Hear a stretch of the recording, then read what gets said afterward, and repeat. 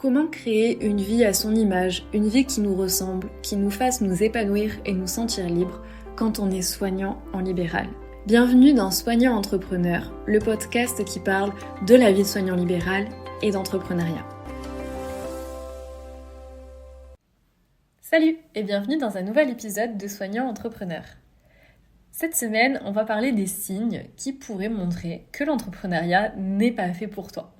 Alors, derrière ce titre un petit peu accrocheur, ce que j'ai vraiment envie de t'apporter cette semaine, c'est te montrer les points sur lesquels tu vas devoir peut-être travailler si tu veux te lancer dans l'entrepreneuriat. Donc pas de panique, si tu te reconnais dans l'un de ces signes, ça ne veut pas dire que c'est foutu et que tu pourras jamais te lancer dans l'entrepreneuriat. Mais c'est surtout en fait des choses auxquelles tu vas devoir t'attendre, et si tu as vraiment envie de créer une activité qui va te rendre plus libre, plus épanoui, qui va t'apporter plus de diversité au quotidien, tu vas devoir inévitablement te confronter à ces points-là. Donc si tu te reconnais là-dedans, dans un de ces points, pas de panique, c'est juste qu'il va potentiellement falloir travailler dessus si tu as vraiment envie d'atteindre tes objectifs. Avant d'aller plus loin, je te rappelle qu'on est en plein marathon des webinaires. Donc chaque semaine, je propose un webinaire différent sur le thème de l'entrepreneuriat pour les soignants. Donc chaque sujet est différent en fonction des semaines. Tu peux retrouver toutes les informations d'inscription au fur et à mesure dans les stories Instagram. Donc je t'invite à me suivre si tu ne le fais pas encore. Ou bien dans tes mails si tu es inscrit à ma base mail. Donc quels sont les 4 signes que l'entrepreneuriat n'est peut-être pas fait pour toi ? Le premier signe, du moins la première chose que tu vas devoir accepter, travailler, à laquelle te confronter si tu as envie d'entreprendre, c'est le fait d'aimer la routine. Si tu es quelqu'un d'extrêmement routinier, que tu as besoin que chaque chose soit à sa place, que chaque semaine se ressemble, tu vas avoir peut-être un petit peu de mal à t'adapter au monde de l'entrepreneuriat.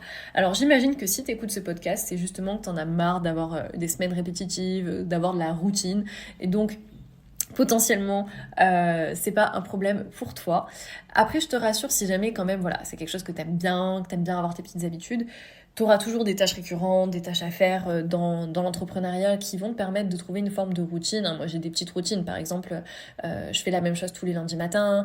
J'ai des coachings de manière fixe, à la même heure, toutes les semaines, etc. Mais c'est plus dans le sens où tu auras toujours des imprévus et des nouvelles choses. Et que à chaque fois que tu seras dans une phase où tu te diras ok, là j'ai juste à refaire les mêmes choses toutes les semaines et puis ça va rouler, en fait non, tu te rendras compte que non, qu'il y aura toujours des nouvelles choses à faire. En fait, ça n'existe pas dans le monde de l'entrepreneuriat de se dire ok, là c'est bon, il n'y a plus rien de nouveau à gérer, il n'y a plus rien de nouveau à créer, j'ai juste à suivre mes petites habitudes chaque semaine et ça va rouler. Franchement, ça n'existe jamais, ou alors ça veut dire que ton entreprise n'est pas forcément en très très bonne santé. Donc, si tu aimes la routine, moi je t'invite plutôt à te poser la question de qu'est-ce que tu aimes dans la routine. Est-ce que c'est la répétitivité ? Et à ce moment-là, à toi de voir comment tu peux en créer ailleurs dans ton quotidien. Mais en gros, c'est rare d'aimer la répétitivité pour la répétitivité. Souvent, c'est plus le côté sécurité et le côté j'ai pas à me prendre la tête. Donc, moi, si tu veux entreprendre et que t'aimes bien ce côté routinier, je t'invite plutôt à te faire un petit planning dans lequel tu vas noter toutes les tâches récurrentes que tu as à faire, parce qu'il y en aura forcément, et te les caser à des moments précis pour savoir en début de semaine exactement que chaque chose est à sa place, et avoir des petits rituels, etc. Ça, c'est tout à fait possible d'intégrer une forme de routine. Par contre, prépare-toi à toujours devoir faire face à de nouvelles situations, et que le train-train n'existe pas vraiment dans l'entrepreneuriat. Mais j'imagine que si t'es là, que t'écoutes ce podcast, c'est que justement t'as pas envie d'avoir du train-train dans ton quotidien et que t'as envie d'avoir plus de diversité. Le deuxième frein pour être un bon entrepreneur, c'est le manque de flexibilité.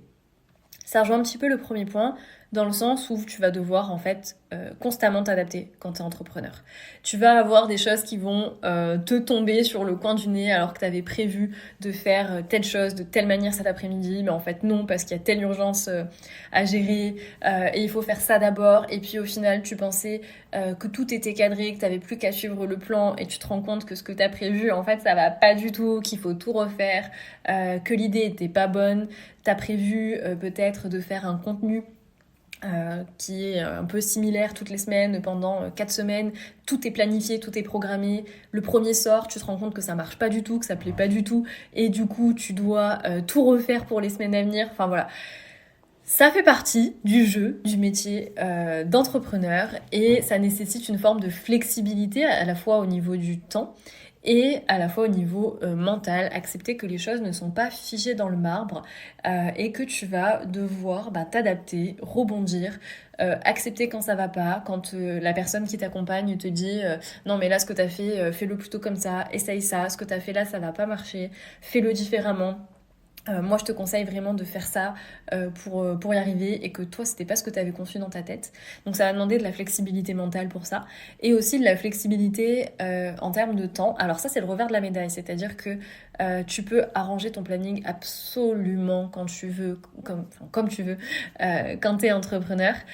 Si tu as décidé que tu voulais pas travailler tel jour de la semaine parce que t'as quelqu'un qui vient à la maison, que tu as envie d'en profiter, c'est tout à fait possible sans impact sur la croissance de ton entreprise, et ça c'est tout à fait incroyable de pouvoir organiser ton temps complètement comme tu veux sans impacter tes résultats, notamment financiers. Mais à l'inverse, des fois, il faudra comprendre que tu as des choses qui tombent dessus, des petits imprévus, et que tu vas devoir les gérer maintenant, alors que tu avais prévu de faire autre chose, un couac technique, une urgence pour un de tes clients, ou alors un gros projet sur le feu et tu as quelque chose complètement à refaire au dernier moment. Ça peut arriver. Et donc, il faut être flexible de ce côté-là aussi. Mais voilà, les avantages à côté en termes d'organisation et de gestion du temps sont vraiment présents. Donc, si c'est quelque chose qui te pose un petit peu problème, que tu aimes bien que les choses soient planifiées, réglées comme du papier à musique, dis-toi qu'il va falloir travailler un petit peu sur ce point-là chez toi et comprendre que de temps en temps, il va falloir un petit peu lâcher prise.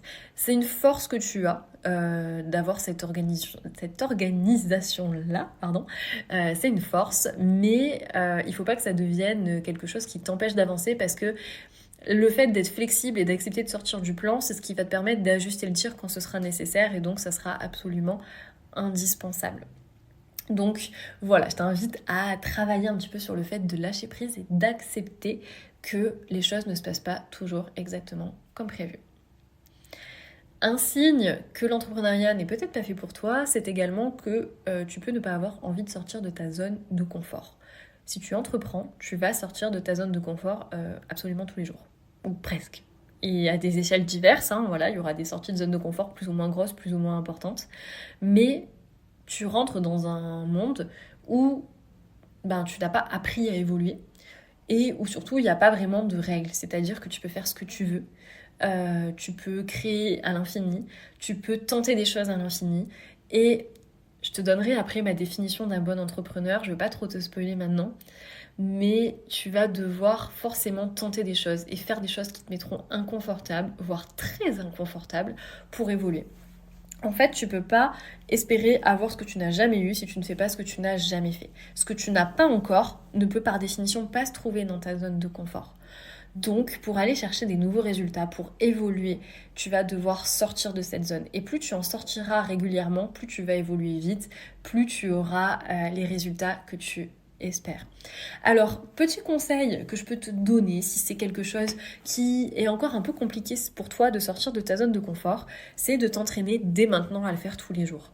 Ça peut être totalement dans ta vie personnelle. Est-ce qu'il n'y a pas des choses que tu t'interdis de faire, que tu n'oses pas faire, que tu te dis « Ah, je le ferais bien, mais... » ou « Oulala, ça serait bizarre de le faire, j'ose pas le faire ?»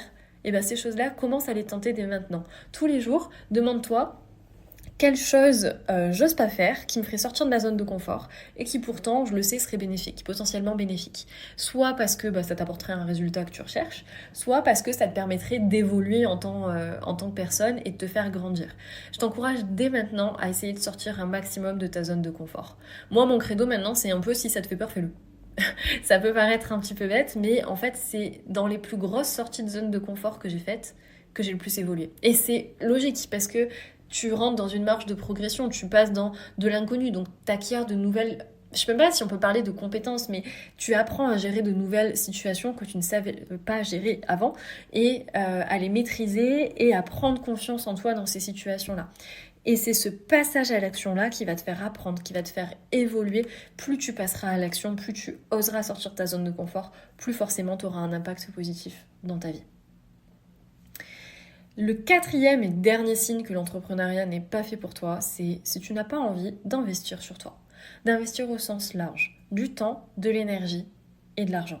Parce que entreprendre, ça va te coûter du temps, de l'énergie et de l'argent. Du temps parce qu'il va falloir te former, tout simplement.